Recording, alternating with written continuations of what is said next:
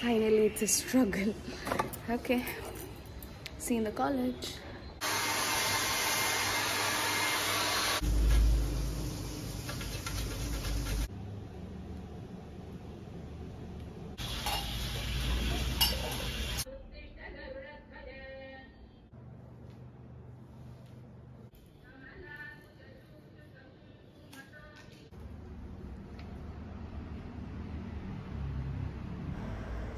Hi all, ಎಲ್ರಿಗೂ ನಮಸ್ಕಾರ. Welcome back to my channel Vino's glimpse.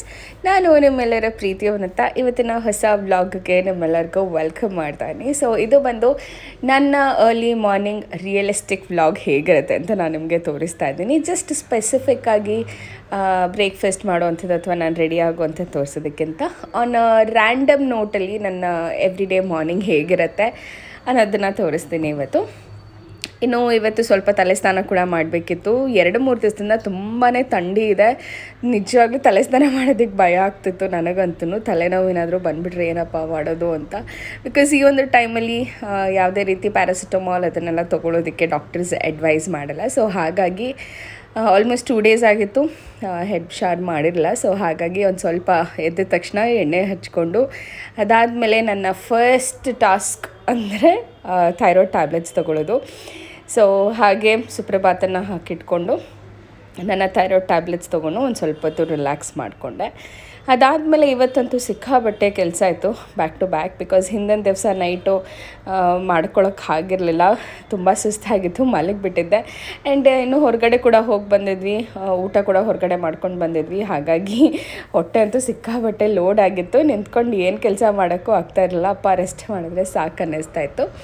So ಹಾಗಾಗಿ ಒಂದಷ್ಟು ಕೆಲಸಗಳು ಮತ್ತು ಪಾತ್ರೆಗಳು ಕೂಡ ಹಾಗೆ ಬಿದ್ದುಬಿಟ್ಟಿತ್ತು.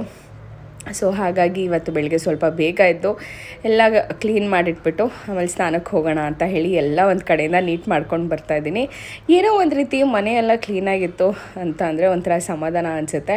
ಇಲ್ಲಾಂತಂದರೆ ಆಫೀಸಿಂದ ಬಂದಾದಮೇಲೆ ಒಂಥರ ಮೆಸ್ಸಿ ಹೋಮ್ನ ನೋಡೋದಕ್ಕೆ ನನಗಂತೂ ಸಿಕ್ಕಾಬಟ್ಟೆ ಇರಿಟೇಟ್ ಆಗುತ್ತೆ.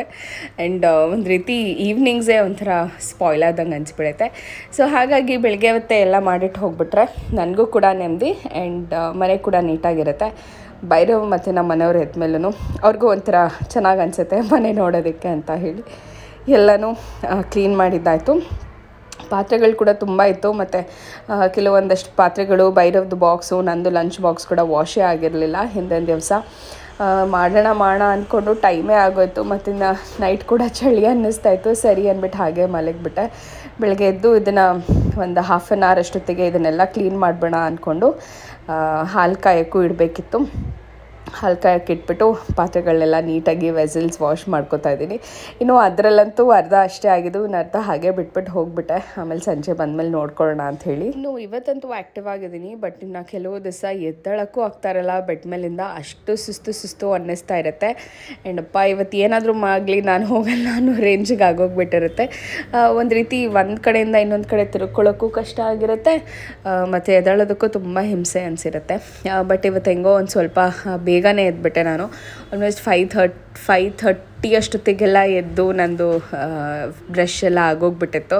ಸೊ ಹಾಗಾಗಿ ತುಂಬ ಟೈಮ್ ಸಿಕ್ತು ನನಗೆ ಬೆಳಗ್ಗೆ ಹೊತ್ತು ಎಲ್ಲ ಕೆಲಸ ಮಾಡಲಿಕ್ಕೆ ಅಂತ ಹೇಳ್ಬೋದು. ಇನ್ನು ವೆಸಲ್ಸ್ ಎಲ್ಲ ಹಿಂದಿನ ದಿವಸ ಮಾಡಿಟ್ಕೊಂಡು ಬಿಟ್ಟರೆ ಇಷ್ಟು ಗಾಡಿ ಅಂತ ಅನಿಸಲ್ಲ. ಬಟ್ ನೆನ್ನೆ ಅಂತೂ ತುಂಬಾ ಟಯರ್ಡ್ ಆಗಿಬಿಟ್ಟಿದ್ದೆ, ಮಾಡೋಕ್ಕಾಗಲ್ಲ. ಸೊ ಬೆಳಗ್ಗೆ ಅಂತೂ ಐಟಮ್ಸ್ ಬೇಕೇ ಆಗಿತ್ತು ನನಗೆ, ಎಲ್ಲ ವೆಸಲ್ಸ್ಗಳು.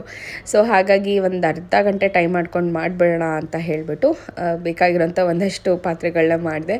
ಇನ್ನೂ ಒಂದು ಸ್ವಲ್ಪ ಹಾಲು ಜಿಡ್ಡು ಕಟ್ಟಿರುವಂಥ ಪಾತ್ರೆಗಳನ್ನ ಹಾಗೆ ಸ್ವಲ್ಪ ನೀರು ತುಂಬಿಟ್ಟು ಇಟ್ಬಿಟ್ಟಿದ್ದೆ. ಸೊ ಸಂಜೆ ಬಂದಾದಮೇಲೆ ಅದನ್ನು ವಾಶ್ ಮಾಡ್ಕೊಳ್ಳೋಣ ಅಂತ ಹೇಳಿ. ಇನ್ನು ಕೆಲವೊಂದು ಸತಿ ಅನಿಸುತ್ತೆ ತುಂಬ ಡಿಪೆಂಡೆಂಟ್ ಆಗಬಾರ್ದು ಯಾರ ಮೇಲೂ. ಈಗ ಮನೆ ಕೆಲಸದವ್ರು ಬರ್ತಾರೆ, ಅವ್ರು ವಾಶ್ ಮಾಡ್ತಾರೆ ಅಂತ ವೆಯ್ಟ್ ಮಾಡ್ಕೊಂಡಿದ್ದಷ್ಟು ನಮಗೆ ಲೇಟ್ ಆಗಿಬಿಡುತ್ತೆ. ಬಟ್ ಕೆಲವೊಂದು ಸತಿ ಅನಿಸುತ್ತೆ ಈ ಒಂದು ಟೈಮಲ್ಲಿ ಆಲ್ಮೋಸ್ಟ್ 7 ಮಂತ್ ಪ್ರೆಗ್ನೆಂಟ್, ಹೊಟ್ಟೆ ಕೂಡ ತುಂಬ ಮುಂದೆ ಬಂದಿದೆ. ಒಂಥರ ಪ್ರೆಸ್ ಆದಂಗೆ ಆಗುತ್ತೆ ತುಂಬ ಹೊತ್ತು ನಿಂತ್ಕೊಂಡು ಈ ರೀತಿ ಪಾತ್ರೆಗಳು ತೊಳಿಬೇಕಾದಾಗ. ಬಟ್ ಆದರೆ ಸ್ವಲ್ಪ ಬ್ರೇಕ್ ತೊಗೊಳ್ತೀನಿ ನಾನು. ಒಂದು 10 ನಿಮಿಷ ಆದಮೇಲೆ ಮತ್ತೆ ರಿಲ್ಯಾಕ್ಸ್ ಮಾಡಿಕೊಂಡು ವಾಶ್ ಮಾಡ್ತೀನಿ. ಒಂದೇ ಸತಿ ನಿಂತ್ಕೊಂಡು ಎಲ್ಲನೂ ವಾಶ್ ಮಾಡಲಿಕ್ಕಾಗಲ್ಲ. ಒಂದು ಸ್ವಲ್ಪ ಬ್ಯಾಕ್ ಪೇನ್ ಕೂಡ ಬರೋಕ್ಕೆ ಸ್ಟಾರ್ಟ್ ಆಗಿಬಿಡುತ್ತೆ. ಬಟ್ ಆದರೆ ಕ್ಯಾಲ್ಶಿಯಮ್ ಮತ್ತು ಐರನ್ ಟ್ಯಾಬ್ಲೆಟ್ಸ್ ಅದ್ರ ಜೊತೆಗೆ ಮ್ಯಾಗ್ನೀಷಿಯಮ್ ಟ್ಯಾಬ್ಲೆಟ್ಸ್ ತೊಗೊಂಡಾಗಿಂದ ಒಂದು ಸ್ವಲ್ಪ ಬ್ಯಾಕ್ ಪೇನ್ ಕಾಣಿಸ್ಕೊತಾ ಇಲ್ಲ. ಒಂಥರ ನಾರ್ಮಲ್ ಲೇಡಿ ಥರ ಫೀಲ್ ಆಗಿಬಿಟ್ಟಿದೆ. ಮುಂಚೆನಾದರೂ ಆ ಬ್ಯಾಕ್ ಪೇನ್ ಇರೋದ್ರಿಂದ ಓಕೆ ಫೈನ್ ಒಂದು ಸ್ವಲ್ಪ ಪ್ರೆಗ್ನೆಂಟ್ ಅಂತ ಅನ್ನಿಸ್ತಾ ಇತ್ತು.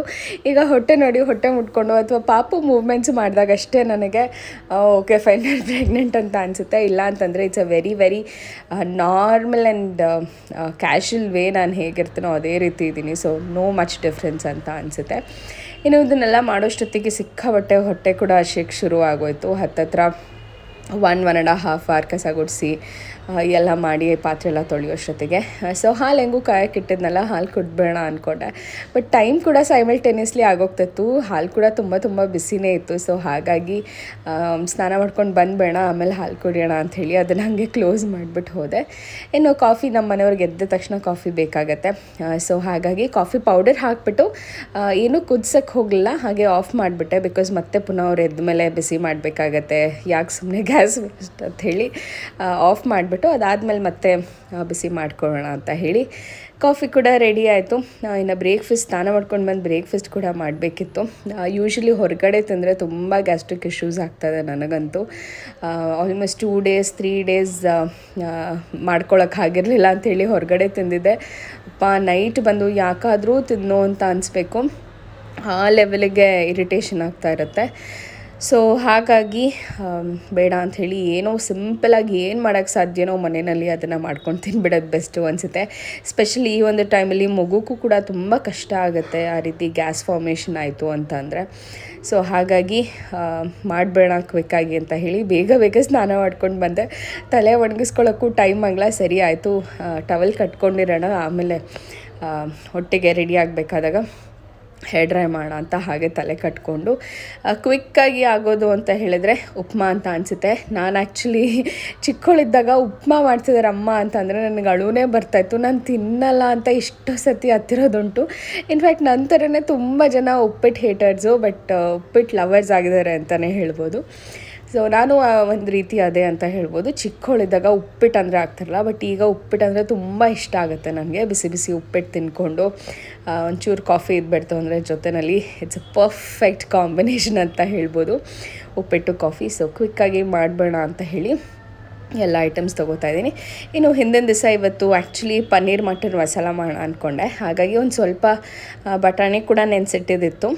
ಬಟ್ ಆದರೆ ಅದೆಲ್ಲ ಮಾಡೋಕ್ಕೆ ಪ್ರಾಸೆಸ್ ಸ್ವಲ್ಪ ಲೇಟ್ ಆಗುತ್ತೆ. ಆ್ಯಂಡ್ ನನಗೂ ಸ್ವಲ್ಪ ಟಯರ್ಡ್ ಆಗೋಕ್ಕೆ ಶುರು ಆಗೋಗ್ಬಿಟ್ಟಿತ್ತು. ಸ್ನಾನ ಮಾಡ್ಕೊಂಡು ಬಂದಾದಮೇಲೆ ರೆಸ್ಟ್ ಮಾಡಬೇಕು ಅಂತ ಅಂದ್ಕೊಂಡೆ, ಬಟ್ ಟೈಮ್ ಒಂಚೂರು ಇರಲ್ಲ. ಬಿಕಾಸ್ ಮಾರ್ನಿಂಗ್ ಹೊತ್ತಂತೂ ಮಿನಿಟ್ ಟು ಮಿನಿಟ್ ಕೌಂಟ್ ಆಗುತ್ತೆ. ಬಿಕಾಸ್ ಹೋಗಿ ಮತ್ತೆ ಪಂಚ್ ಮಾಡೋದು ಲೇಟ್ ಆಯಿತು ಅಂತಂದರೆ ಮತ್ತೆ the whole day will go for toss ಅಂತ ಅನಿಸ್ಬಿಡುತ್ತೆ. ಸೊ ಹಾಗಾಗಿ ಮಾಡಿಬಿಡೋಣ. ಆಮೇಲೆ ಕ್ಲಾಸಸ್ ಕೂಡ ಇವತ್ತು ಸ್ವಲ್ಪ ಕಮ್ಮಿ ಇತ್ತು. ಸೊ ಹಾಗಾಗಿ ಆಫೀಸ್ಗೆ ಹೋದ್ಮೇಲೂ ರೆಸ್ಟ್ ಮಾಡ್ಬೋದು ನಾನು ಅಂದ್ಕೊಂಡು ನಾನೇ ಸೆಲ್ಫ್ ಮೋಟಿವೇಟ್ ಮಾಡಿಕೊಂಡು ಉಪ್ಪಿಟ್ಟು ಮಾಡೋದಕ್ಕೆ ಸ್ಟಾರ್ಟ್ ಮಾಡಿಬಿಟ್ಟೆ. ಇನ್ನು ಚಾಪ್ ಮಾಡ್ತಾನೆ ನಾನು ಹಾಲು ಕೂಡ ಕುಡ್ಕೊಂಡೆ. ಒಂದು ಸ್ವಲ್ಪ ಸಮಾಧಾನ ಅನಿಸ್ತು, ಒಂದು ರೀತಿ ಎನರ್ಜಿ ಸಿಕ್ದಂಗೆ ಆಯಿತು. ಆ್ಯಂಡ್ ಹಾಗೆ ಒಂದೆರಡು ಡ್ರೈ ಫ್ರೂಟ್ಸ್ ಕೂಡ ತಿಂದ್ಕೊಂಡು ಹೊಟ್ಟೆ ಕೂಡ ಫಿಲ್ಲಿಂಗ್ ಅಂತ ಅನ್ನಿಸ್ತಾ ಇತ್ತು. ಬಿಕಾಸ್ ನಾನು ಲೇಟ್ ಆಗಿರೋದ್ರಿಂದ ಈಗ ಮತ್ತೆ ತಿಂಡಿ ಮಾಡ್ಕೊಂಡು ಕೂತ್ಕೊಂಡ್ರೆ ಇನ್ನೂ ಲೇಟ್ ಆಗಿಬಿಡುತ್ತೆ. ಸೊ 2 ಬಾಕ್ಸ್ ತೊಗೊಂಡ್ಬಿಟ್ಟು ಕಾಲೇಜ್ಗೆ ಹೋಗ್ಬಿಟ್ಟು ಅಲ್ಲೇ ಕೂತ್ಕೊಂಡು ತಿನ್ನೋಣ ಅಂಥೇಳಿ ಪ್ಲ್ಯಾನ್ ಮಾಡಿಕೊಂಡು ಎಲ್ಲನೂ ರೆಡಿ ಮಾಡ್ಕೊಂಡು ಎಷ್ಟು ಬೇಗ ಮಾಡ್ತಾಯಿದ್ದೀನಿ ಅಂದರೆ ನಂಗೆ ಲಿಟ್ರಲಿ ಕ್ಯಾಮ್ರಾ ವೀಡಿಯೋ ಮಾಡೋದಕ್ಕೂ ನಂಗೆ ಟೈಮ್ ಆಗ್ತಾಯಿಲ್ಲ. ಬಟ್ ಆದರೆ ಒಂದು ಕಂಪ್ಲೀಟ್ ನನ್ನ ರಿಯಲಿಸ್ಟಿಕ್ ಮಾರ್ನಿಂಗ್ ಹೇಗಿರುತ್ತೆ, ಎಷ್ಟು ಗಡಿಬಿಡಿ ಇರುತ್ತೆ ಅಂತ ನಾನು ನಿಮಗೆ ತೋರಿಸ್ಬೇಕಂತ ಹೇಳಿಬಿಟ್ಟು ಹಾಗೆ ಶೂಟ್ ಮಾಡಿದೆ. ಒಂದು 5 minutes.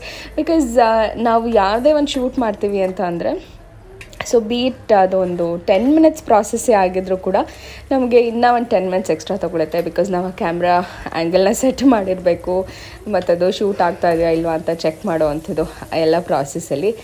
ಸೊ ಕ್ವಿಕ್ಕಾಗಿ ಈರುಳ್ಳಿ, ಹಸಿಮೆಣ್ಸಿನ್ಕಾಯಿ ಹಾಗೆ ಒಗ್ಗರಣೆ ಹಾಕ್ಕೊಂಡು ಒಟ್ಟಿಗೆ ಎಲ್ಲನೂ ಮಾಡಿಕೊಂಡೆ. ಸೊ ಒಂದು ರೀತಿ ಖುಷಿ ಅನಿಸುತ್ತೆ ನನಗೆ. ಒಂದು ರೀತಿ ಈ ಥರ ಆ್ಯಕ್ಟಿವ್ ಇದ್ದಿದ್ದು ನಾನು ಐ ಥಿಂಕ್ ಸೆಕೆಂಡ್ ಪ್ರೆಗ್ನೆನ್ಸಿಲಿ ತುಂಬ ಆ್ಯಕ್ಟಿವ್ ಆಗಿದ್ದೀನಿ ಅಂತ ಹೇಳ್ಬೋದು. ಫಸ್ಟ್ ಪ್ರೆಗ್ನೆನ್ಸಿ ಅಂತ I was like so lazy ಅಂತ ಹೇಳಿದ್ರೆ. ಬೆಳಗ್ಗೆ ಎದ್ದೇಳ್ತಾ ಇದ್ದಿದ್ದು ಲೇಟು, ಬ್ರೇಕ್ಫಾಸ್ಟ್ ಮಾಡಿದ್ದೆ ನೆನಪಿಲ್ಲ ಅನಿಸುತ್ತೆ. Every day it was just A brunch ಅಂತ ಹೇಳ್ಬೋದು. ನಾನು ಈಗಲೂ ಅನ್ಕೋತೀನಿ ಮೋಸ್ಟ್ಲಿ ನಾನು ಕೆಲಸ ಬಿಟ್ಟು ಅಕಸ್ಮಾತ್ ಏನಾದರೂ ರೆಸ್ಟ್ ಅಂತ ಮನೇಲಿ ಇದ್ಬಿಟ್ರೆ it is going to be brunch ಅಂತ ಅನಿಸುತ್ತೆ. ಬಟ್ ಆದರೆ ಯೂಶ್ವಲಿ ತುಂಬ ಸ್ಟ್ರೆಸ್ಸು ಮಾಡ್ಕೊಂಡಲೆ ತುಂಬ ಲೇಸಿನೂ ಆಗ್ದಲೆ ಒಂದು ರೀತಿ ಬ್ಯಾಲೆನ್ಸ್ಡಾಗಿ ಇರೋವಂಥದ್ದು ಪ್ರೆಗ್ನೆನ್ಸಿ ಟೈಮಲ್ಲಿ ತುಂಬ ಇಂಪಾರ್ಟೆಂಟ್ ಆಗುತ್ತೆ. ಕೆಲವೊಬ್ಬರು ನಾರ್ಮಲ್ ಡೆಲಿವರಿ ಮಾಡ್ಕೋಬೇಕು ಅಂತ ಹೇಳಿ ತುಂಬ ಕೆಲಸ ಮಾಡಿಬಿಟ್ರೆ ನಾರ್ಮಲ್ ಡೆಲಿವರಿ ಆಗುತ್ತೆ ಅನ್ನೋದೆಲ್ಲ ಮಿತ್ಸ್ ಇದೆ ಅಂತ ಹೇಳ್ಬೋದು. ಆ ರೀತಿ ನಾರ್ಮಲ್ ಅಥವಾ ಸಿ ಸೆಕ್ಷನ್ ಅನ್ನೋವಂಥದ್ದು ನಾವು ಮಾಡೋವಂಥ ಕೆಲಸದ ಮೇಲೆ ಡಿಪೆಂಡ್ ಆಗಿರಲ್ಲ. ಎಸ್, ಡೆಫಿನೆಟ್ಲಿ ಎಲ್ಲೋ ಒಂದು ಕಡೆ ನಮ್ಮ ಬಾಡಿ ಪಾರ್ಟ್ಸ್ಗಳಾಗಿರ್ಬೋದು ಅಥವಾ ಥೈಸ್ಗಳು ಸ್ಟ್ರೆಚ್ ಆಗೋದ್ರಿಂದ ಕೂಡ ನಾರ್ಮಲ್ ಡೆಲಿವರಿ ಆಗೋ ಚಾನ್ಸಸ್ ಇರುತ್ತೆ. ಬಟ್ ಆದರೆ ಅದರಿಂದ ತುಂಬ ಸ್ಟ್ರೆಸ್ ಮಾಡಿಕೊಂಡು ನಾವು ಇದನ್ನು ಮಾಡಲೇಬೇಕು ಅಂತ ತುಂಬ ಪೇನ್ಫುಲ್ಲಾಗಿ ಮಾಡೋ ಅಂಥದ್ದು I think it's not worth ಅಂತ ಅನಿಸುತ್ತೆ. ಸೊ ನೋಡ್ಕೊಳ್ಳಿ, ಆದಷ್ಟು ಆ್ಯಕ್ಟಿವ್ ಆಗಿ ಹೆಲ್ದಿಯಾಗಿ ಪ್ರೆಗ್ನೆನ್ಸಿ ಜರ್ನಿನ ನಡೆಸ್ಕೊಂಡು ಹೋಗಿ ಅಂತ ಹೇಳೋಕ್ಕೆ ಇಷ್ಟಪಡ್ತೀನಿ. ಇನ್ನು ನೀರು ಹಾಕಿದ್ದೆ ಉಪ್ಪಿಟ್ಟಿಗೆ, ಅದು ಚೆನ್ನಾಗಿ ಕುದಿಯೋಷ್ಟೊತ್ತಿಗೆ ಹೇರ್ ಡ್ರೈ ಕೂಡ ಮಾಡ್ಕೊಂಡು ಬಂದೆ. ಬಿಕಾಸ್ ಸೈಮಲ್ಟೇನಿಯಸ್ಲಿ ಕೆಲಸ ಆಗ್ತಾ ಇರಬೇಕು. ಬೆಳಗ್ಗೆ ಹೊತ್ತು ಒಂದೇ ಕೆಲಸಕ್ಕೆ ನಿಂತ್ಬಿಟ್ರೆ ಮತ್ತು ಇನ್ನೊಂದು ಕೆಲಸ ಮಾಡೋಷ್ಟೊತ್ತಿಗೆ ಲೇಟ್ ಆಗೋಗುತ್ತೆ. ಸೊ ಹಾಗಾಗಿ ನೀರೆಲ್ಲ ಚೆನ್ನಾಗಿ ಕುದ್ದಾದ್ಮೇಲೆ ರವೆನ ಮಿಕ್ಸ್ ಮಾಡಿ ಲಾಸ್ಟಲ್ಲಿ ಕೊಬ್ಬರಿ ತುರಿ ಅದ್ರ ಜೊತೆಗೆ ಕೊತ್ತಂಬರಿ ಹಾಕಿ ಮಿಕ್ಸ್ ಮಾಡಿದ್ರೆ ಘಮ ಘಮ ಅಂತ ಟೇಸ್ಟಿಯಾಗಿರೋವಂಥ ಉಪ್ಪಿಟ್ಟು ರೆಡಿ ಆಗಿಬಿಡ್ತು. ಆವಾಗಲೇ ಆಸೆ ಆಗ್ತಾಯಿತ್ತು ನನಗೆ ಬಿಸಿ ಬಿಸಿ ಉಪ್ಪಿಟ್ಟು. ನನಗೆ ಯೂಶ್ವಲಿ ತೆಳು ಉಪ್ಪಿಟ್ಟು ತುಂಬ ಇಷ್ಟ ಆಗುತ್ತೆ. ಕೆಲವರಿಗೆ ಬಿಡಿ ಉಪ್ಪಿಟ್ಟಿದ್ರೆ ಇಷ್ಟ ಆಗುತ್ತೆ, ಬಟ್ ನನಗೆ ತೆಳು ಉಪ್ಪಿಟ್ಟು ತುಂಬಾ ಇಷ್ಟ ಆಗುತ್ತೆ ಬಿಸಿ ಬಿಸಿಲಿನಲ್ಲಿ ತಿನ್ನೋಕ್ಕೆ. ಬಟ್ ಆದರೆ ಟೈಮ್ ಲಿಟ್ರಲಿ ಆಗ್ತಾ ಇರಲಿಲ್ಲ ನನಗಂತೂ. ಸೊ ಹಾಗಾಗಿ ಸರಿ ಬಾಕ್ಸ್ಗೆ ಹಾಕೋಣ ಅಂತ ಹೇಳಿ ಬೇಗ ಬೇಗ ರೆಡಿ ಮಾಡಿಕೊಂಡು ಬಾಕ್ಸ್ಗೆ ಹಾಕೋತಾ ಇದ್ದೀನಿ. ಇನ್ನೂ ನಮ್ಮ ಮನೆಯವರಷ್ಟೊತ್ತಿಗೆ ಎಲ್ಲ ಮಾಡೋಷ್ಟೊತ್ತಿಗೆ ಎದ್ದಿದ್ರು ಆ್ಯಂಡ್ ಹಾಕ್ಕೊಡ್ಲಾ ಬಾಕ್ಸ್ಗೆ ಅಂದರು. ಅಷ್ಟೊತ್ತಿಗೆ ನಾನು ಹಾಕ್ಕೊಂಡೆ. ಇನ್ನು ಅವರವರ ಕೆಲಸದಲ್ಲಿ ಇನ್ವಾಲ್ವ್ ಆಗಿದ್ದರು. ನಾನು ಪ್ಯಾಕ್ ಮಾಡ್ಕೊಂಡು ಹೋದೆ. ಆ್ಯಂಡ್ ಇವತ್ತು ಸ್ಯಾಟರ್ಡೇ ಆಗಿರೋದ್ರಿಂದ ಭೈರವ್ ಮನೆಯಲ್ಲೇ ಇರ್ತಾನೆ. ಅವನಿಗೂ ಕೂಡ ಉಪ್ಪಿಟ್ಟು ಅಂದರೆ ಅವನಿಗೂ ಇಷ್ಟ, ಮೊಸರು ಜೊತೆ. ಒಂದು ಸ್ವಲ್ಪ ಖಾರ ಆಗಿಬಿಟ್ಟಿತ್ತು ಉಪ್ಪಿಟ್ಟು. ಬಟ್ ಈ ಒಂದು ಕ್ಲೈಮೇಟ್ಗೆ, ಚಳಿ ಚಳಿ ಕ್ಲೈಮೇಟ್ಗೆ ಸ್ವಲ್ಪ ಖಾರ ಉಪ್ಪಿಟ್ಟು ಬಿಸಿ ಬಿಸಿಲಿ ತಿನ್ನೋದು ತುಂಬಾ ಚೆನ್ನಾಗಿತ್ತು. ಸೊ ಎಸ್, ಎಲ್ಲನೂ ಬ್ರೇಕ್ಫಾಸ್ಟ್ ಆಯಿತು, ಮನೆ ಕ್ಲೀನ್ ಆಯಿತು, ದೇವ್ರ ದೀಪ ಒಂದು ಹಚ್ಚಬೇಕಿತ್ತು. ಬಟ್ ಟೈಮ್ ಇರಲಿಲ್ಲ. ನಮ್ಮ ಮನೆಯವರಿಲ್ಲ, ನಾನು ಸ್ನಾನ ಮಾಡಿಕೊಂಡು ನಾನು ದೇವ್ರ ದೀಪ ಹಚ್ತೀನಿ ಅಂದರು. Okay fine, thanks for that ಅಂತ ಹೇಳಿ ಹೊರಟ್ಬಿಟ್ಟೆ. ಆ್ಯಂಡ್ ತುಂಬ ಹರಿಬರಿ, ಬಿಕಾಸ್ ಆನ್ ಟೈಮ್ ಅದೊಂಥರ ಹೇಗೆ ಅಂದರೆ ನಾನು ಆಗಲೇ ಹೇಳ್ದಂಗೆ ಮಿನಿಟ್ ಟು ಮಿನಿಟ್ ಕೌಂಟ್ ಆಗುತ್ತೆ. ಸೊ ಹಾಗಾಗಿ it is going to be very difficult. And finally ಹೊರಟೆ ಆ್ಯಂಡ್ ಕಾಲೇಜ್ ಹುಡುಗೋದೆ. Finally, it's a struggle. Okay, see you in the college. ಇನ್ನು ಎವ್ರಿ ಡೇ ಆನ್ ಟೈಮ್ ಕಾಲೇಜಿಗೆ ರೀಚ್ ಆಗೋವಂಥದ್ದಿದ್ದೆಲ್ಲ ಅದು ಒಂದು ರೀತಿ ಸಾಧನೆಗೆ ಸರಿ ಅಂತ ಹೇಳ್ಬೋದು. ಬಿಕಾಸ್ ಬೆಳಗ್ಗೆ ಹೊತ್ತು ಹೆಣ್ಮಕ್ಳಿಗೆ ಸಿಕ್ಕಾಬಟ್ಟೆ ಕೆಲಸ ಇರುತ್ತೆ. ಹೆಣ್ಮಕ್ಳಿಗೆ ಅಂತಲ್ಲ, ಕೆಲವ್ರು ಗಂಡು ಮಕ್ಳಿಗೆ ಕೂಡ ಬೆಳಗ್ಗೆ ಎದ್ದು ಆಫೀಸಿಗೆ ರೆಡಿಯಾಗಿ ಹೋಗೋದೆಲ್ಲನೂ ಈ ಟ್ರಾಫಿಕಲ್ಲಿ, ಬೆಂಗಳೂರು ಟ್ರಾಫಿಕಲ್ಲಿ it's a very very big challenge ಅಂತಲೇ ಹೇಳ್ಬೋದು. ಆ್ಯಂಡ್ ಎಸ್, ಫೈನಲಿ ರೀಚ್ ಆದೆ. ಬಟ್ ಕೂದಲು ಇನ್ನೂ ಒಣಗಿರಲಿಲ್ಲ. ಆ್ಯಂಡ್ ಹೊರಗಡೆ, ಆಫೀಸಿಂದ ಹೊರಗಡೆ ವ್ಯೂ ನೋಡ್ತಾ ಎಂಜಾಯ್ ಮಾಡ್ತಾ ಇವತ್ತಿನ ಡೇನ ಸ್ಟಾರ್ಟ್ ಮಾಡಿದೆ. ಸೊ ಇದಾಗಿತ್ತು ಇವತ್ತಿನ ವ್ಲಾಗ್. ಐ ಹೋಪ್ ಇವತ್ತಿನ ನನ್ನ ರಿಯಲಿಸ್ಟಿಕ್ ಮಾರ್ನಿಂಗ್ ವ್ಲಾಗ್ ನಮ್ಗೆಲ್ಲರಿಗೂ ಇಷ್ಟ ಆಗಿದೆ ಅಂತ ಅನ್ಕೋತೀನಿ. ಇಷ್ಟ ಆಗಿದ್ರೆ ಡೆಫಿನೆಟ್ಲಿ ಲೈಕ್ ಮಾಡಿ, ಶೇರ್ ಮಾಡಿ, ಹಾಗೂ ನನ್ನ ಚಾನಲ್ಗೆ ಸಬ್ಸ್ಕ್ರೈಬ್ ಆಗಿ ಸಪೋರ್ಟ್ ಮಾಡಿ ಅಂತ ಹೇಳ್ತಾ ಮತ್ತೆ ಸಿಗ್ತೀನಿ ಮುಂದಿನ ವ್ಲಾಗಲ್ಲಿ. ಅಲ್ಲಿವರೆಗೂ ನಮಸ್ಕಾರ, take care, love you all and bye.